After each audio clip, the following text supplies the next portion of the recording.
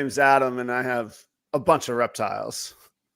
And my name is Joe, and I don't have any reptiles, and I have a lot of questions about that lifestyle and why somebody would choose to be a part of it. We do this show every week at the insane time of 6:30 a.m. Central Time. That's 7:30 on the East Coast. And for the first time ever, this little theory will grow, and you'll see more and more about it. But Proper Cup of Joe is brought to you by Palm Street app. Check out Palm Street if you're not selling or buying on there. It's a great place for you. Joe, what's happening, man? It's let me tell you, spring is here. It's official. Spring is here. Oh, is that right? It's not going back to winter at all in Minnesota? We're done. Do you know, I'm at the height of my jealousy. My annual levels of jealousy are at their highest points right now. Do you know what happened yesterday? What happened?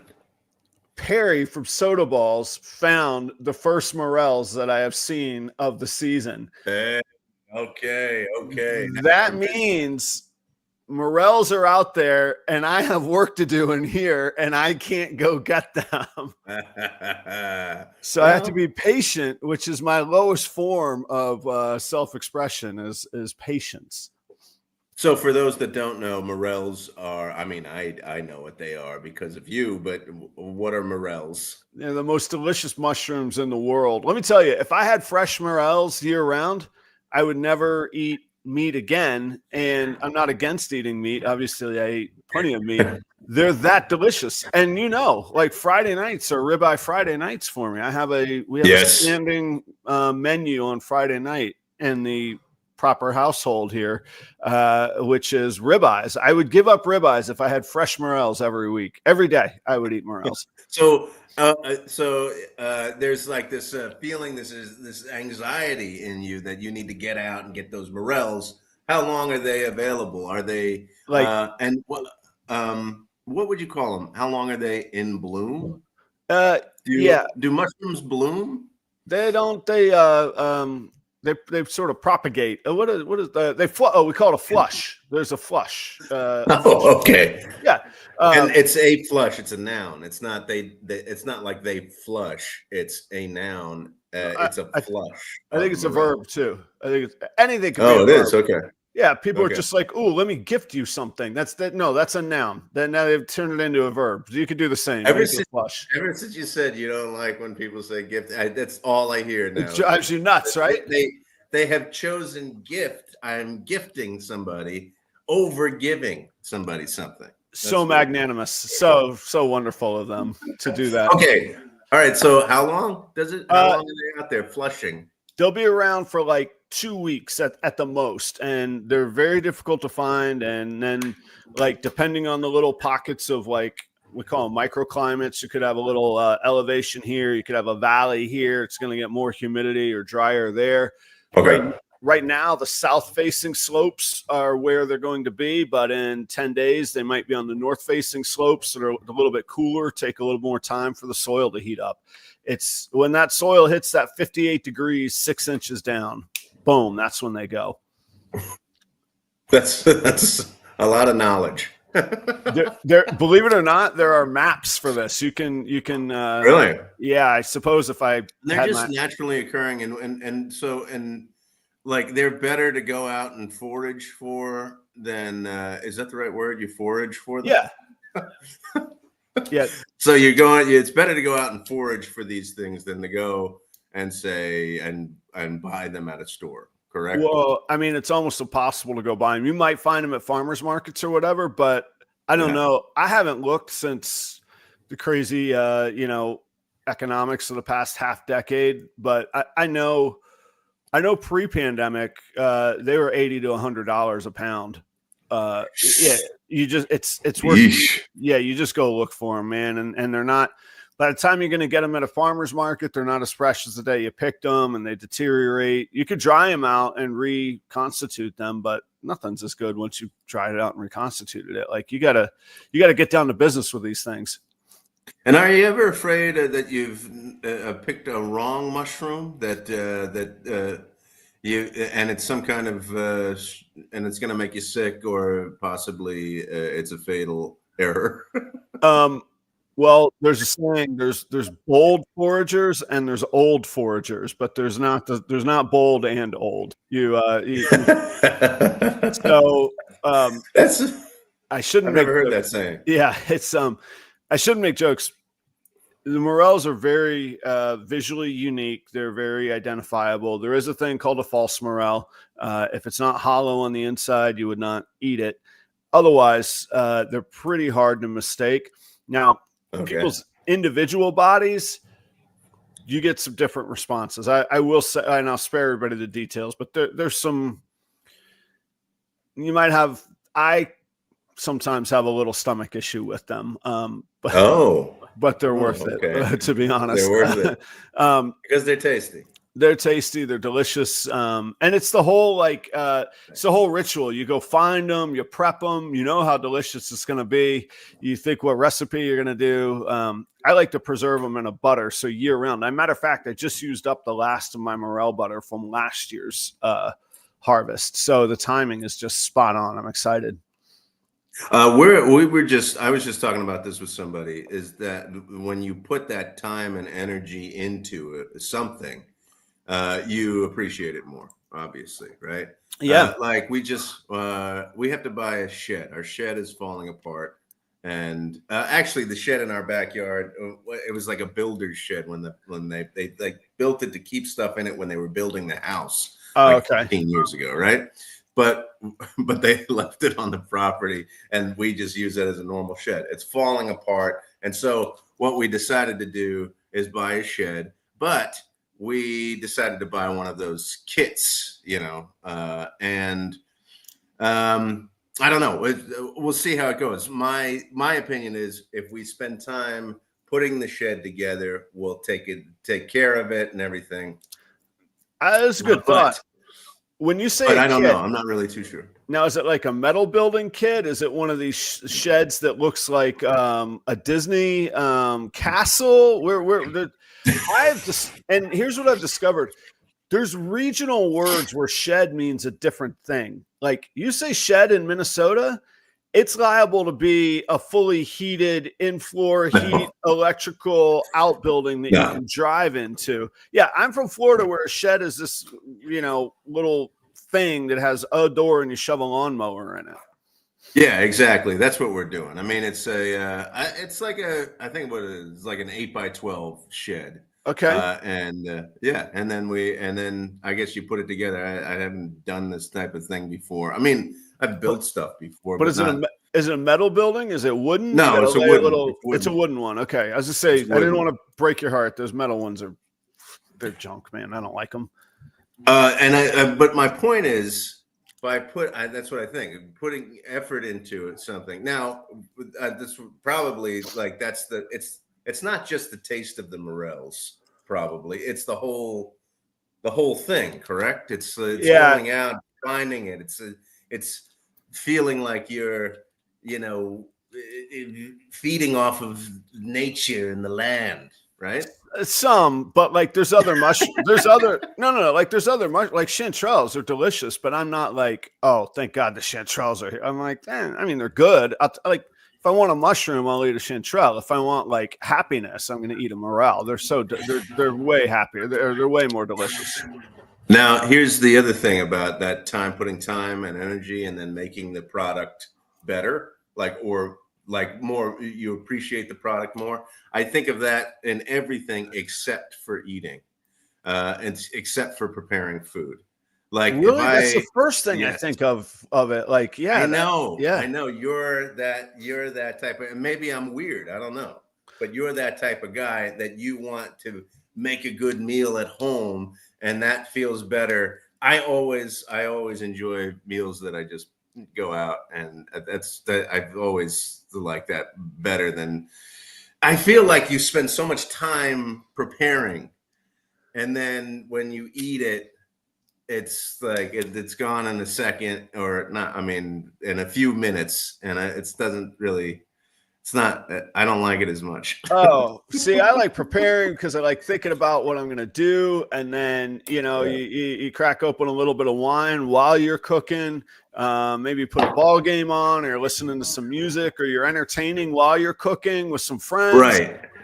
And then everybody's kind of like ready for dinner. Maybe everybody's had a little sip to start with. So conversationally, people are loosened up a little bit. And you sit down and you sort through life at the table. Yeah, but how often? I mean, how often does that happen? Like, I like that. I like hosting and preparing food in that way. That's good. But in terms of like, oh, it's an average night. Ugh, I'd much rather just go somewhere and get something. I gotcha.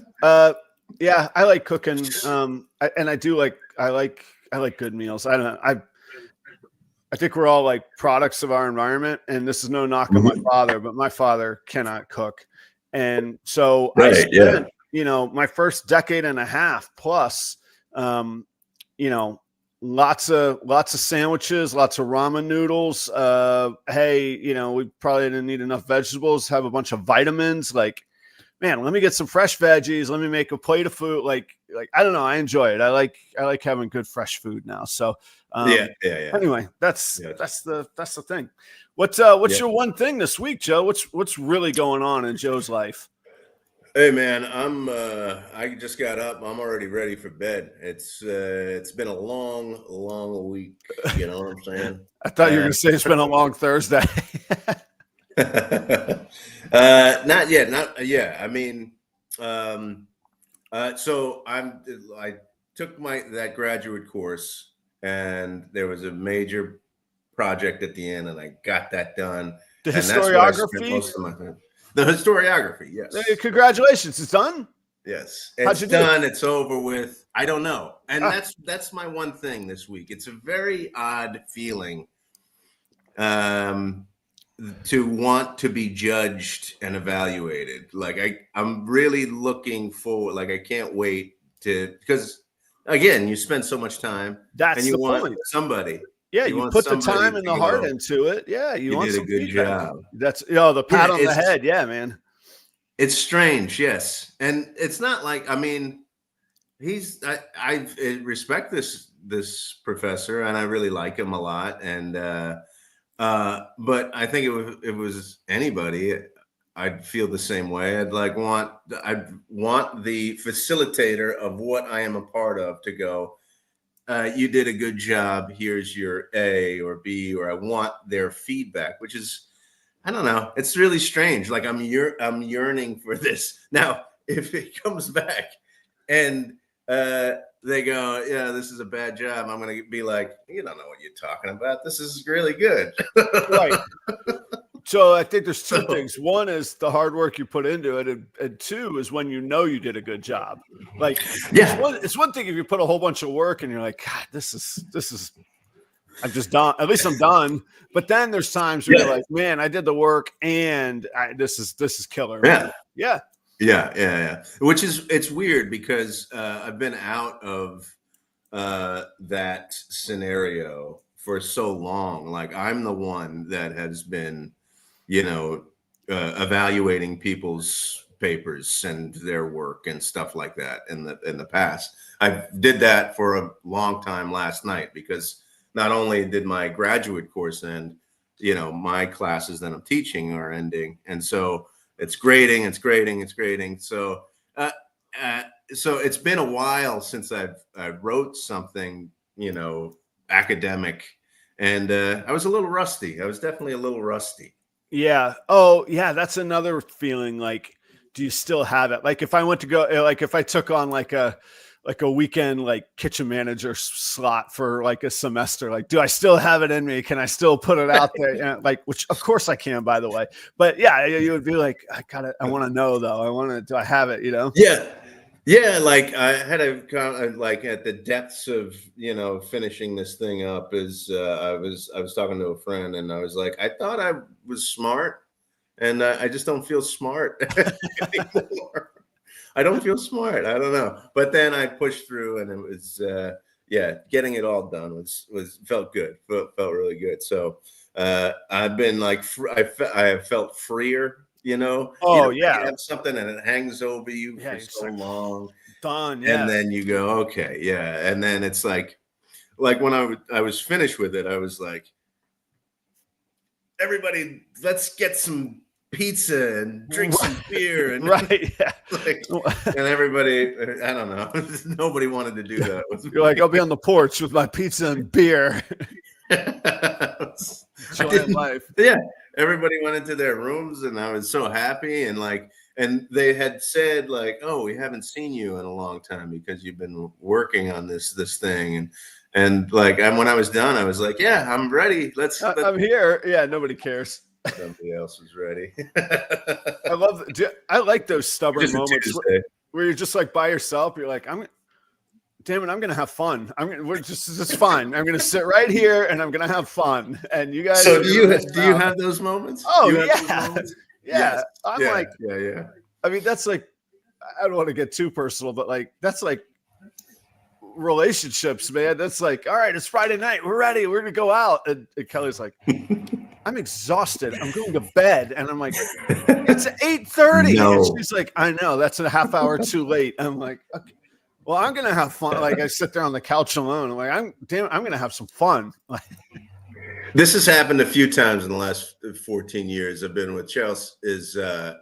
As Chelsea has like plans with a friend or friends or something, and she goes out, and I make plans then with like friends of mine or whatever. Yeah. And maybe twice, 3 times or so, those plans of mine fall through.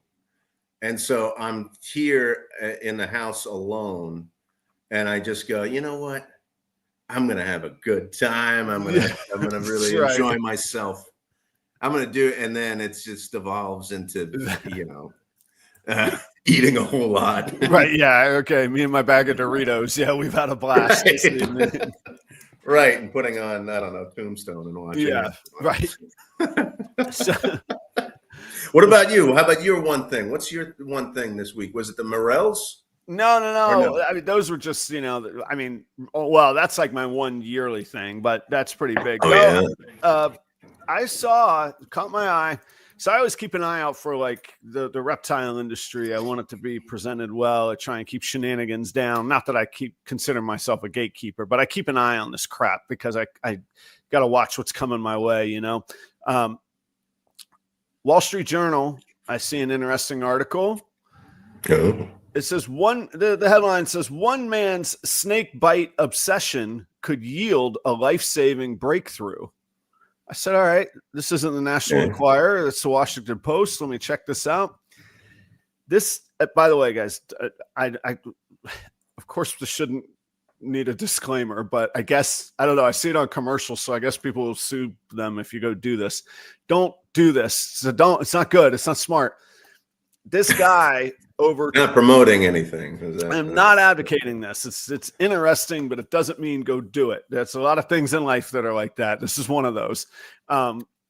He, over the past 20 years, this guy has taken on purpose and more than 200 venomous snake bites. Okay. Yeah. And he's documented it all, and it's not been for clicks. Like he scientifically has documented it. And now researchers have said your blood is probably really, really valuable to the world of anti-venom and antibodies that we could harvest easier from you than from harvesting them from snake fangs, which is how they do it. I mean, it says in the article literally that anti-venom technology really hasn't changed since Victorian times. You take a rattlesnake, you take a rattlesnake or whatever snake, you hang its fangs on the edge of a jar lip, and you collect the venom, and then you figure out how to make an anti-venom. I don't know how to do that. It's not like something I do on my Thursday afternoons. But they said largely that's not a part. That's not a part of. No, I don't need that. I got ball pythons. I'm all set. But now researchers are studying this guy's blood, and if they could make antivenoms and get the antibodies from him. And humans, as we know, we can donate fairly large amounts of blood and regenerate that through our lifetimes. And that's what they're doing, figuring out how to use this guy for. They've taken him very seriously. They've checked his data collection from these bites, and he's kind of getting his due now, which is sort of crazy. Like, lots of thoughts, right? Well, let me ask you this: these are 200 accidental bites? No, purposeful. Purposeful for what reason? I missed that. Why did he want to get bitten by venomous snakes? I didn't quite get that far. It was a I'm not sure. That might be where the good look falls apart. I'm interested in the whys. Yeah, why. And I'm the means to the end. We got an answer here. We got a solution. Let's not question this. I'm not sure why. I think maybe. Actually, I really don't know. I'm totally supposing this now, but I'm wondering if the first one was accidental and he realized that he handled it pretty well. And then, I mean, he's been a keeper and a handler and all that, but he's not like, there's a section of our community that I don't really like that they video and they show off themselves free handling venomous reptiles that may or may not kill them. And there's been some bad incidents of that get a lot of headlines. So this one caught my eye, because researchers are actually thankful that this guy has done this and followed through on his studies and his results. Yeah, that's interesting. I mean, are they close to? I don't know. Has it been fruitful? I guess I don't know. Is it? It's legit. Has it moved us as a society beyond the Victorian times in this particular era? I don't think so yet.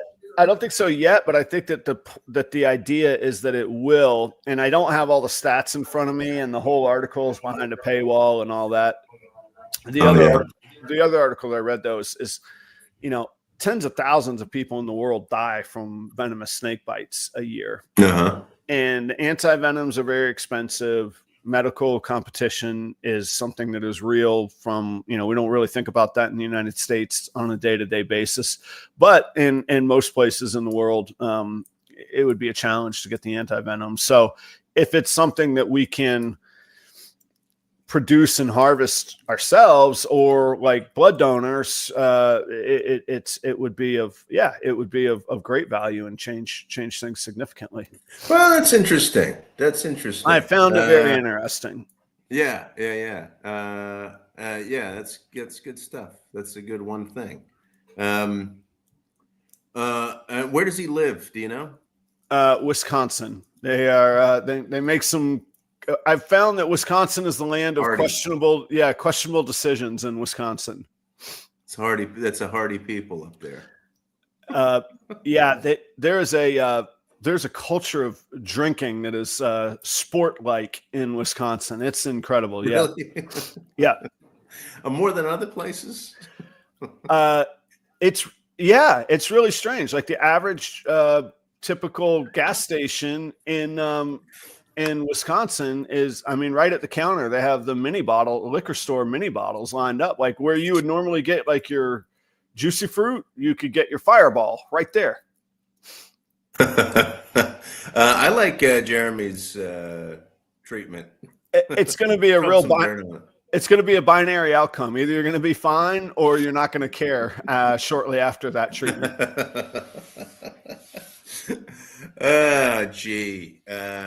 Yeah, that's a good question too. Is it the same species? No, it was something like 15 or 20 different species. This guy's done it with cobras, taipans, rattlesnakes. I think that's the other reason why they want to research him so much. Craziness, right? It's funny. It is funny to think of the process, that first bite, and you go, that wasn't so bad. Right. Let me try this out again. Yeah. Let me give this maybe in 20 years. 199 more times. Yeah. In 20 years, maybe I'll get a little return on my investment. Come here, rattlesnake. Let's cuddle. Yeah. I don't know. Again, I don't think it's, that's a good idea too. I mean, is he getting any, is he getting anything out of this?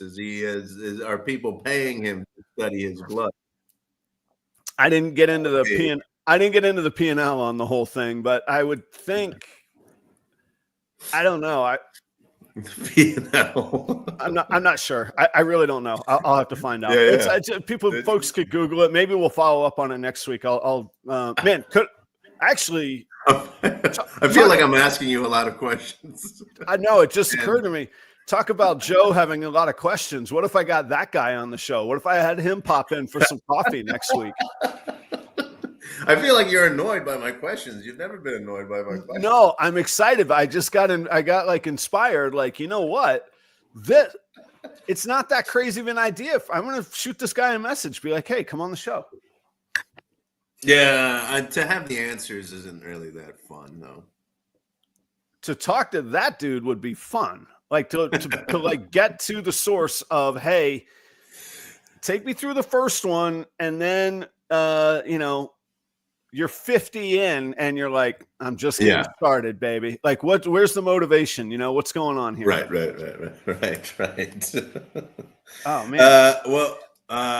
Great one things this week. I had one thing, Joe, and you didn't. Okay, all right. What's your two things? I guess I should ask Adam. You could be a little more generous with your inquiry, but my other one thing was to personally and publicly, thank you, man. It occurred to me, you show up here every week. I've gotten to where I don't even worry if you're going to show up because you're so reliable. Every week for almost 2 years now, you do this gimmick that I was like, hey, wouldn't it be fun if you were like the guy that didn't know anything about reptiles and you just had questions and we hung out, and you were kind enough to say, yeah, I'll do that. And not only kind enough to say you'll do it, to continue doing it. It brings me a whole lot of happiness. We have this audience and this fun that they come every week. So I'm trying to say thank you, Joe. It occurred to me yesterday that I don't say thank you enough, and I appreciate you. That's what I'm trying to say. There you go. I should have started with that. That's very sweet, Adam. But, as you know, I do get a lot out of this, and it's been really fun. And I was thinking about this yesterday. 2 years? 2 years. Do people realize how long of a time that is? Like that's a while. Yeah. I mean, we have a few months yet until the 2 years. So let's not jump the gun here. Yeah. But we're almost at 2 years. That's incredible. That's unfathomable. I never thought we'd be doing this for 2 years, but because it's been fun for me. I've met a lot of people doing it, and it's just fun to hang out with you. So it's been great. So thanks for inviting me. This is fantastic. Yeah, my pleasure, and I mean that. Thank you. We got some people. We got Tobias from Denmark. We got Pedro's in the house. Our man in Moscow on the street. He's here. We're worldwide, even bigger than nationwide. We're worldwide. Worldwide, man. Worldwide. Tariff free, might I add. Free. It's a free trade content zone right here. Free exchange of ideas and snake-related topics. Can't promise that you get any value out of it, but it is free. We like the charge is appropriate for what we got going on here.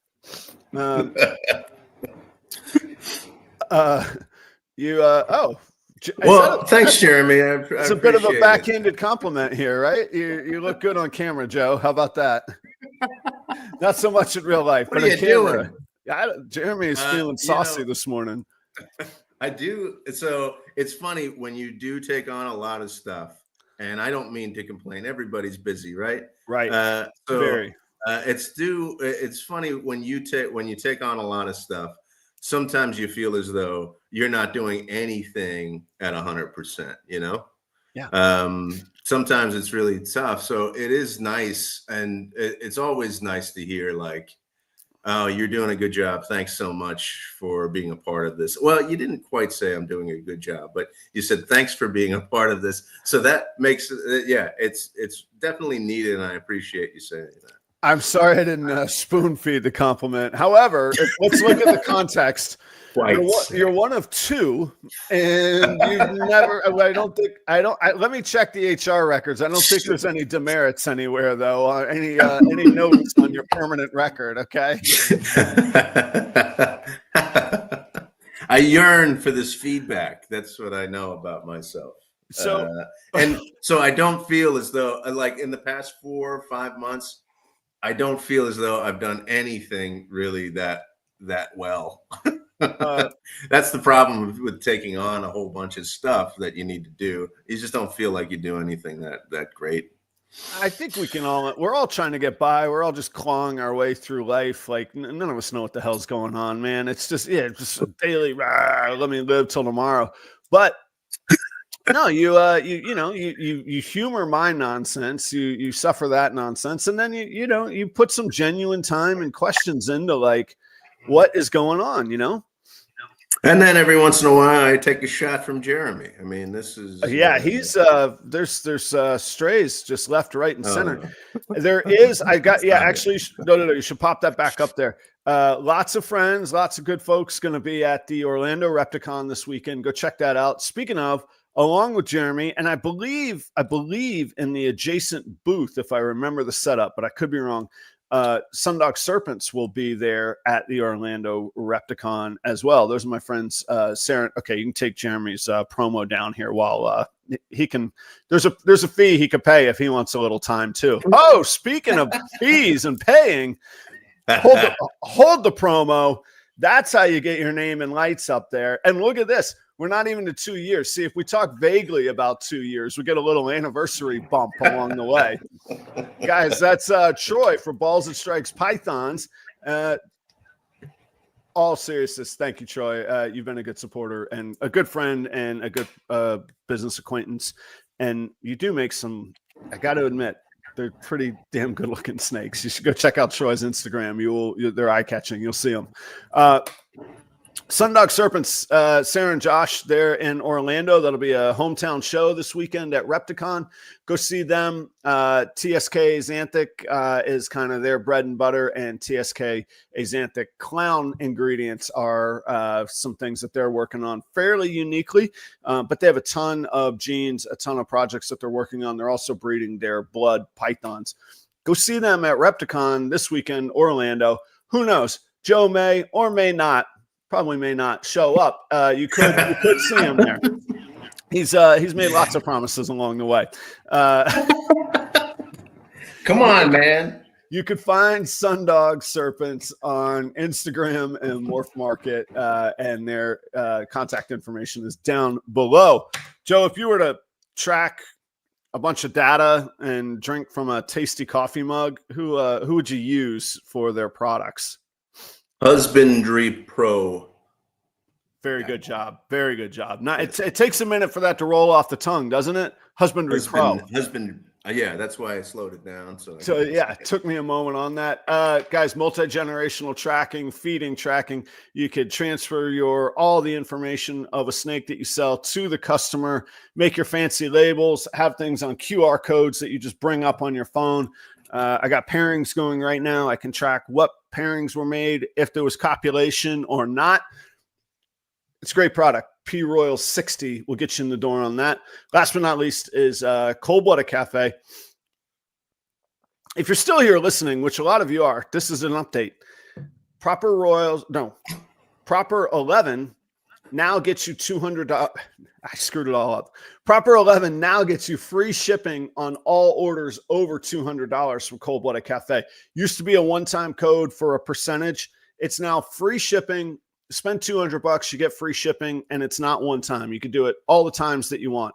You still got to type Proper 11, but that code is going to get you free shipping on anything over $200 from Cold Blooded Cafe. Go check them out. There we go. How about that? Yeah, awesome. Great job. Great job. Now, this is interesting. I like this idea.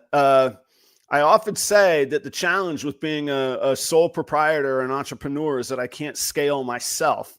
I could scale my snakes. I could scale customers. I can't scale how many places I can be in at one time. But Jeremy has perhaps solved this question for us. Would you all rent cardboard cutouts of Joe to have at your booth at shows? And if so, at what price? How many rentals would we have to get of the cardboard cutout of Joe to get a little return on our investment? I like this idea. I think, this is interesting here. Let's talk about this. There is a one already exists, actually. You've been plotting. Where? No, I bet. You're right on the way from Jeremy's house to Orlando. Yeah, Jeremy, he's right off I-4 at the Land O'Lakes area. I don't have it. Somebody else has it. Joe, come on, man. When are you going to deliver? One of these days. Yeah, at my 40th birthday party, we rented out a place and everything, and there was a big cardboard cutout, and there was some kind of contest. Oh, we did like a trivia game or something like that, and whoever won the game won the cardboard cutout of me. So I don't know if it still exists. Probably was thrown in the trash immediately after, but there was one that was in existence. Yes. So Jeremy, there was a time when Jeremy had one of the little wheels that you could spin and win a raffle and whatnot. So I was thinking, instead of his little circle of spin the wheel of fortune, he could get some darts and have like a Joe cutout, and for wherever people hit you would be like a 10% or a 20% discount or a free snake here, according to where they could toss the darts. Little Joe cutout dartboard for discount. I think Jeremy's has a different idea.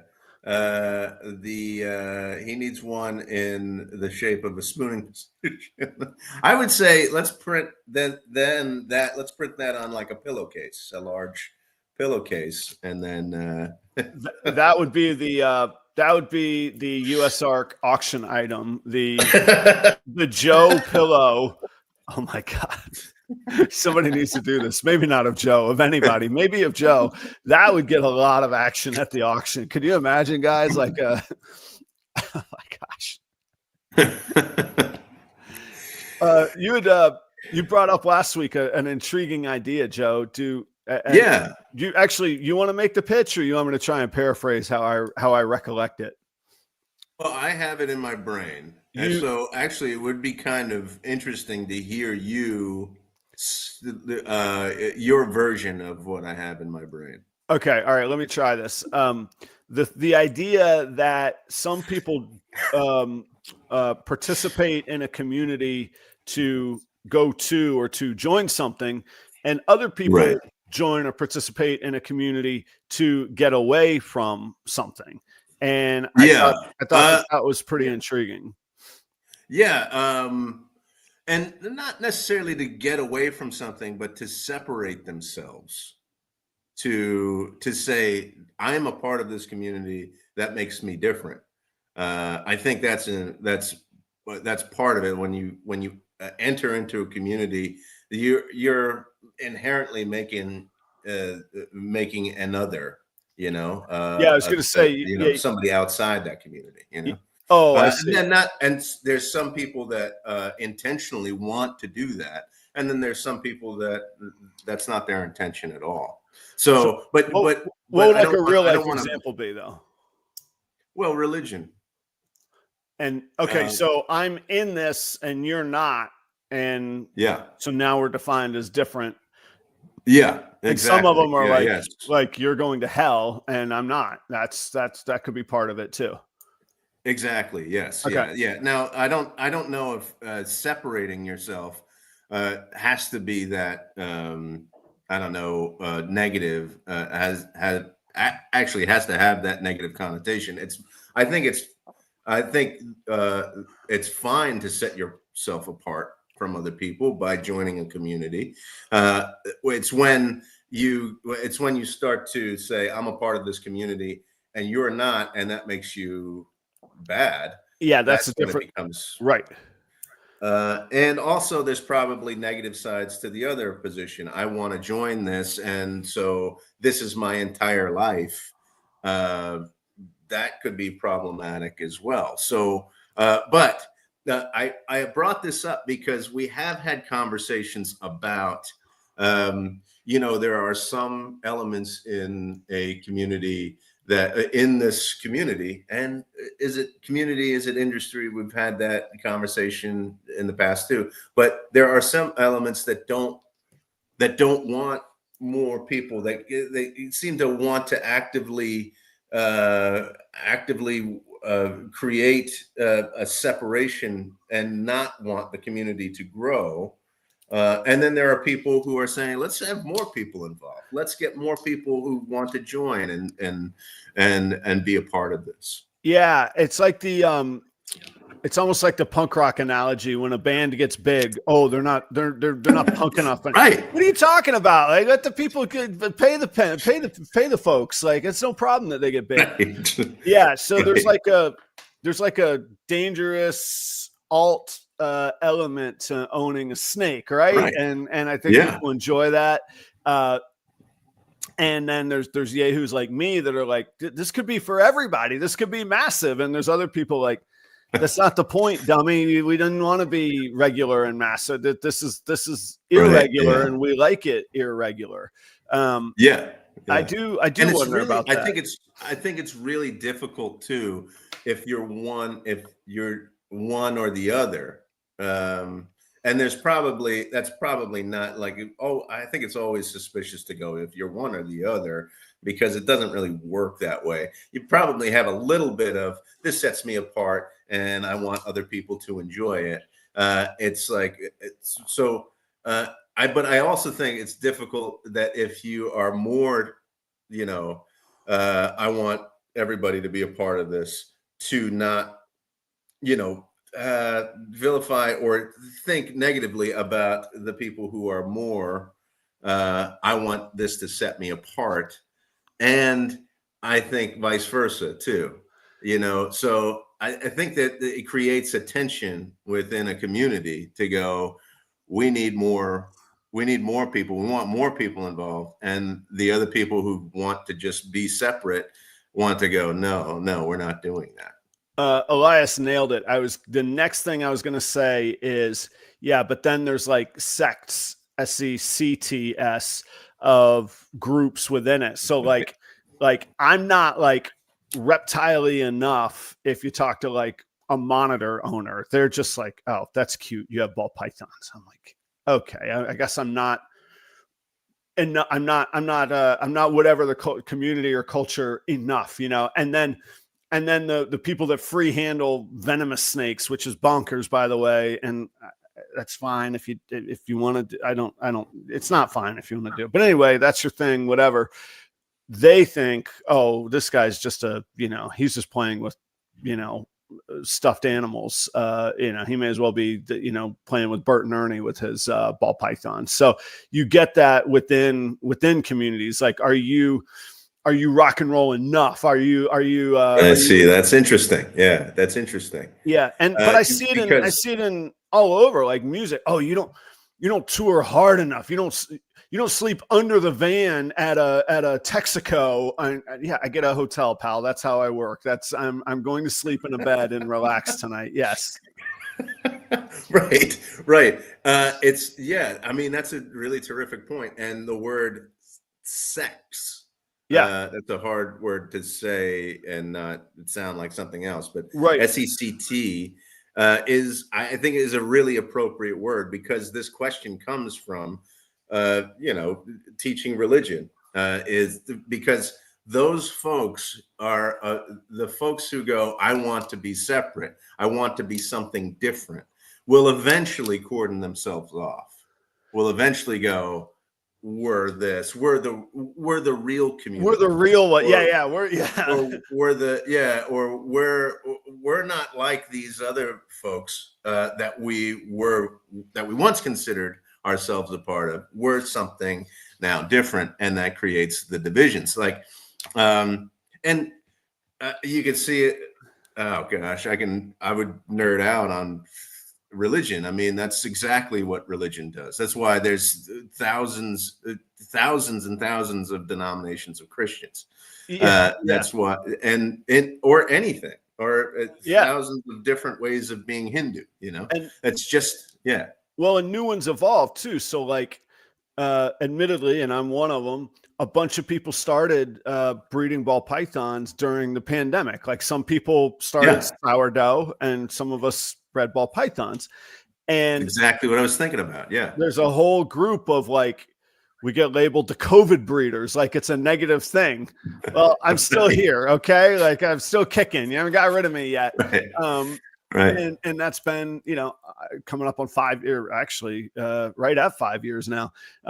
So it's kind of funny how these groups of these communities emerge. And then like, are you like, if you have a tattoo, I don't have one on my forehead. Yeah. Okay. You're not tattoo enough. Like whatever the enough is, like Well, it could be, but the thing is like I keep thinking, oh gosh, if we don't want to go into Bible stuff, but like this is biblical. This is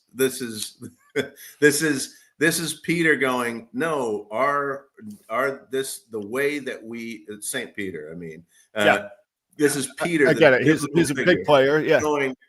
Going, okay, Jesus is for the Jews. This is a Jewish sect. Jesus' teaching is a Jewish thing.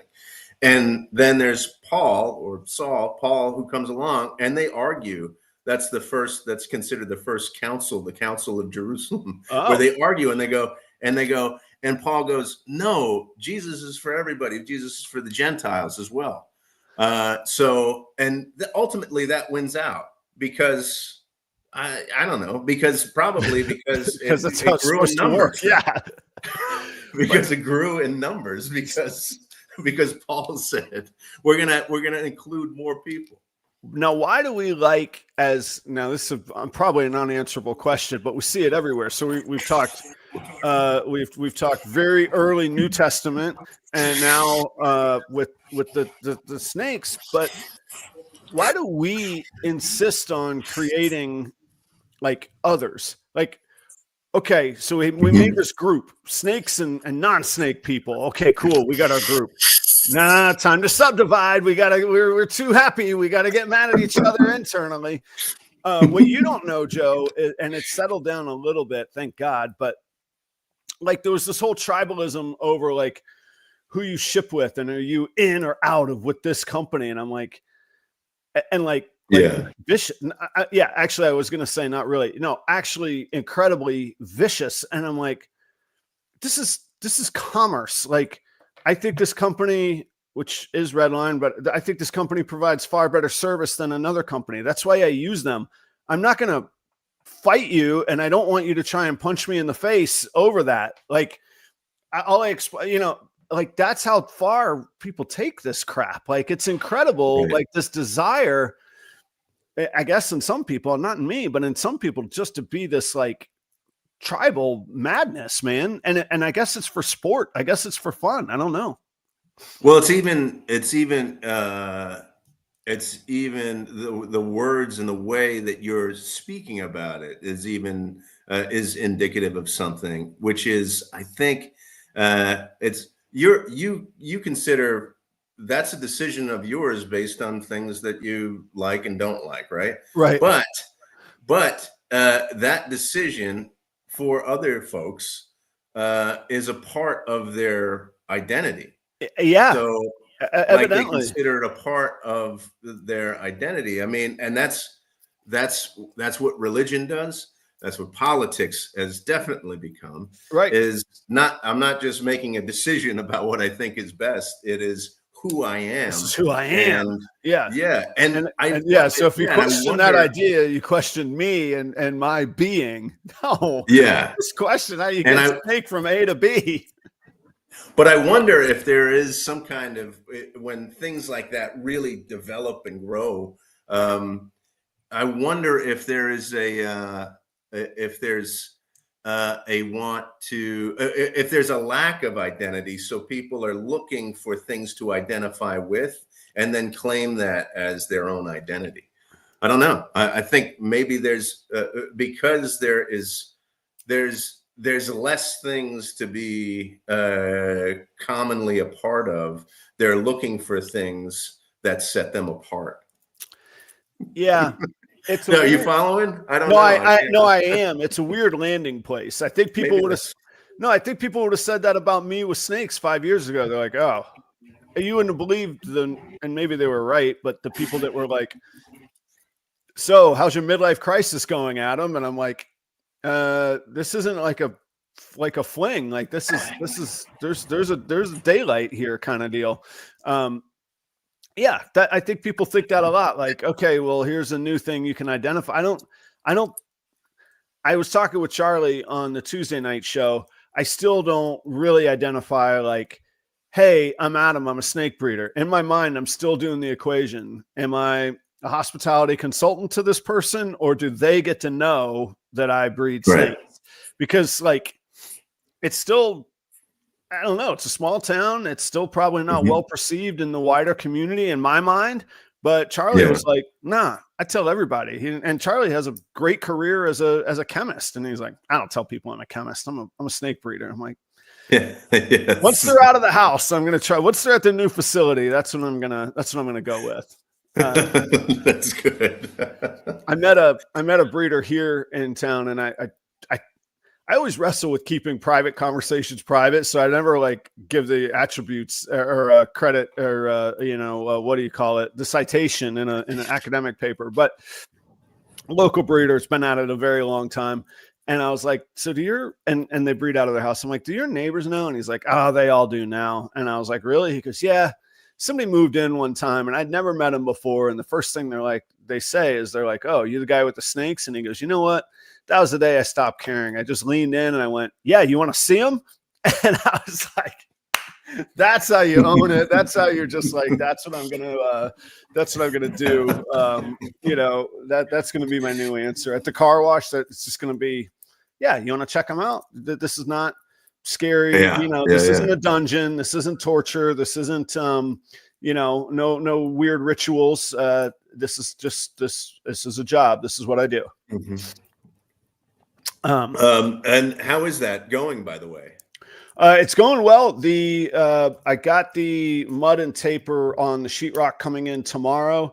All of the water lines are run and tested. Let me tell you guys, I hate plumbing. I've never had a successful plumbing endeavor where it wasn't a disaster. Everything's all wet. Everything is leaking. It doesn't work. You got to put more glue. You got to put more silicone. You got to goop it up. You're like, screw it. I don't mind if it leaks a little bit. I'll just put a jar here. Maybe it'll evaporate faster than it leaks.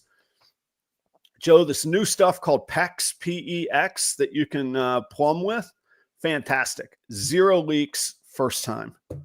Hey, all right. That's great. That's great. I'm like excited to plumb now. I used to hate, like, that was my least, behind drywall. It was neck and neck with drywall. Now drywall is far and away the worst thing you could ask me to want to do. So it's good. I think I'll move. I know I say this every week. I think I'll move in next weekend. I started moving equipment in this week. The rodent equipment is starting to move in. I got the ventilation in. Man, I'm moving 400 CFM. That's cubic feet per minute in there with the nice ventilation. It's going to be nice fresh air in there. That's all running. I got that up and going. So I just got to get the drywall mudded and taped, and the rodents will go in ASAP. Yeah. PEX is quick and easy, but doesn't last as long. Uh-oh. If I get 10 to 15 years out of it, I think I'm good. And I don't know. I don't have a whole lot of experience with it.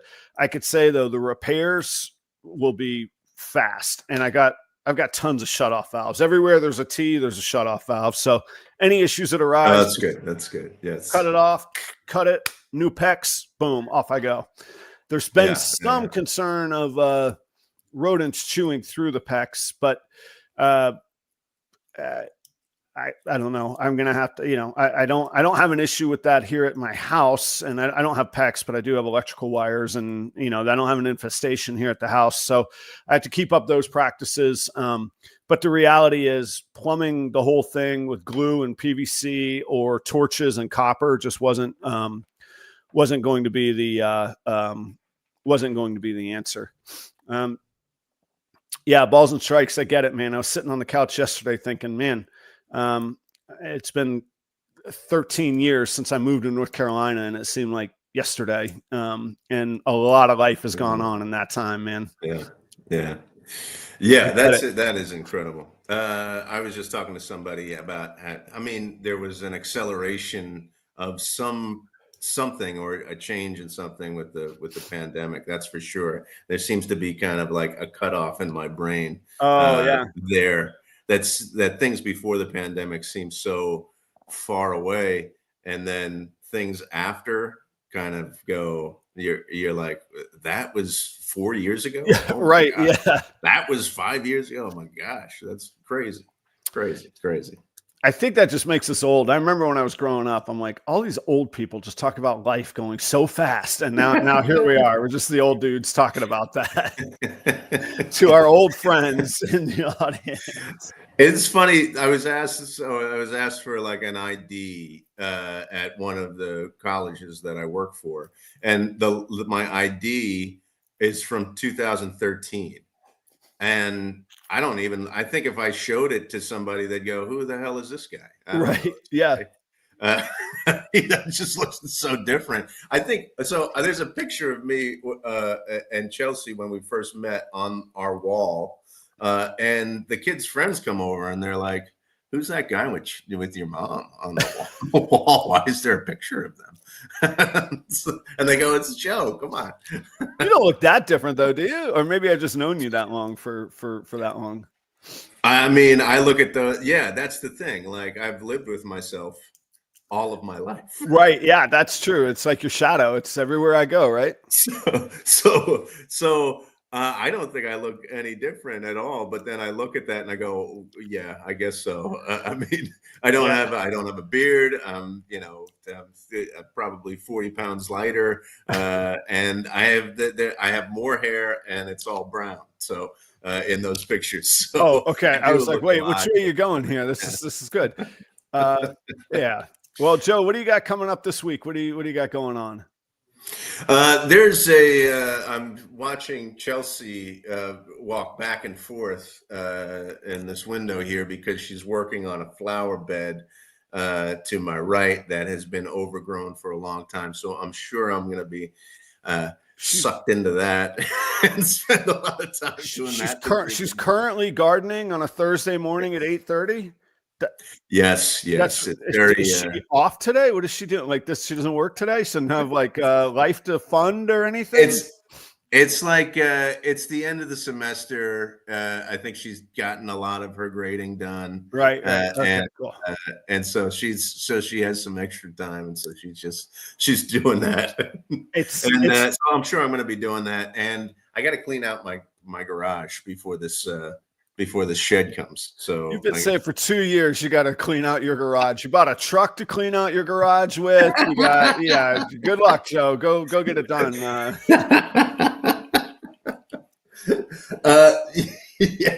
Yeah. Whenever something's missing and it's like, oh, where is that? It's like, it's in the garage, and then it's like, we should just buy another one. You're right. Yeah. Forget cleaning this. Let's buy a new one and get more crap to shove away. I don't have time to get it tonight, but that was the biggest fear of us buying this house. I was like, Kelly, I don't think we need a house that big. All we're gonna do is buy crap to fill it up with.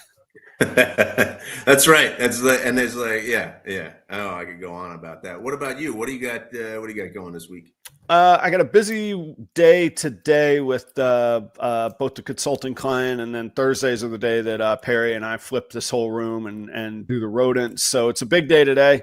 Tomorrow morning, speaking of getting up early before the heat of the day, I'm going to sneak out early at sunrise and go find some morels and then do a little bit of work.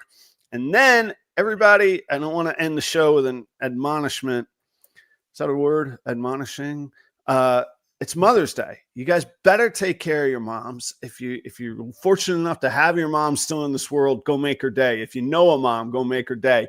If your ex is the mother of your children, go make your ex's day. Do everything you can for moms. Happy Mother's Day to all the moms out there. Yes, yes. Thanks for joining us this week. I had a blast as always, and have a great week, everybody. Massive thanks again to Troy, Balls and Strikes. Thank you, everybody. See you next week.